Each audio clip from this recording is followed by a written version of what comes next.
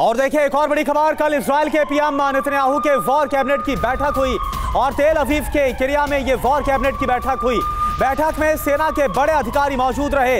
Israel plan पर सबसे बड़ी बात यह है कि मतभेद उभरा, वॉर कैबिनेट में मतभेद उभर आ गया।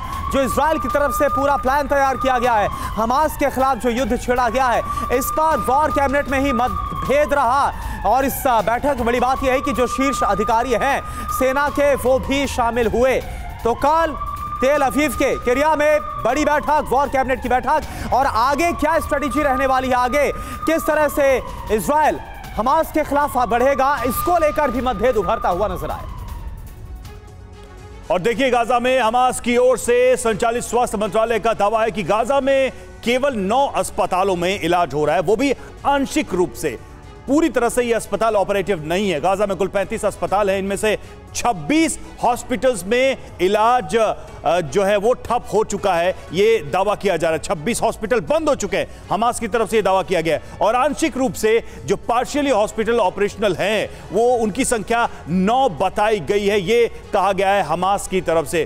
तो ये दावा किया जा रहा है हमास की तरफ से अस्पतालों को लेकर, और कुल मिलाकर 35 में से 9 ही थोड़ा बहुत काम कर पा रहे हैं। और देखिए, इसके अलावा विश्व स्वास्थ्य संगठन ने चेतावनी भी दी है। यह भी आपको बता दें कि गाजा का सबसे बड़ा अस्पताल जो अल शिफा अस्पताल है, वो आज एक कब्रिस्तान बन चुका है। यहां पर बड़ी संख्या में लोगों की लगातार मौत हो रही है। इजरायली सेना अल शिफा में छापेमारी में जुटी हुई है। तो ये जो बातें हैं वो WHO की तरफ से भी कही गई है। संजय सोई सर, सवाल आपसे है, ये कितनी बड़ी चिंता की बात है जो आंकड़े इस वक्त हम लोगों के सामने रख रहे हैं कि इस वक्त 35 में से जो अस्पताल काम भी कर रहे हैं वो भी आंशिक तौर पर कर रहे हैं, और रोज के आंकड़े हम देख रहे हैं कि हजारों की संख्या में लोग घायल हो रहे हैं, सैकड़ों की संख्या में लोग मारे जा रहे हैं। बिल्कुल करुणा, एक लाइन मैं पहले वाली बात पर भी करूंगा, फिर इस पे आ जाता हूँ। एक लाइन सिर्फ कि जो अल शिफा के ऊपर जो बातचीत आ रही है, कुछ मिला नहीं ज़्यादा। अगर ज़्यादा नहीं मिला तो फिर वहाँ से जो फायर आ रहा था वो क्या मरीज कर रहे थे या इंक्यूबेटर में बैठे बच्चे कर रहे थे, डॉक्टर कर रहे थे। तो ये वहाँ पे प्रूफ तो था, मिला सामान कम है, हो सकता है वो टनल्स के द्वारा ले गए। ये बात यहाँ ख़त्म कर दो। दूसरी बात, जो कम हॉस्पिटल हैं जो अभी आप दिखा रहे हैं, ये वाकई में एक बहुत बड़ी चिंता का विषय है और बहुत बड़ा ह्यूमैनिटेरियन ग्राउंड है। क्योंकि ह्यूमैनिटेरियन ग्राउंड इसलिए है कि इतने मरीजों का इलाज तो करवाना चाहिए।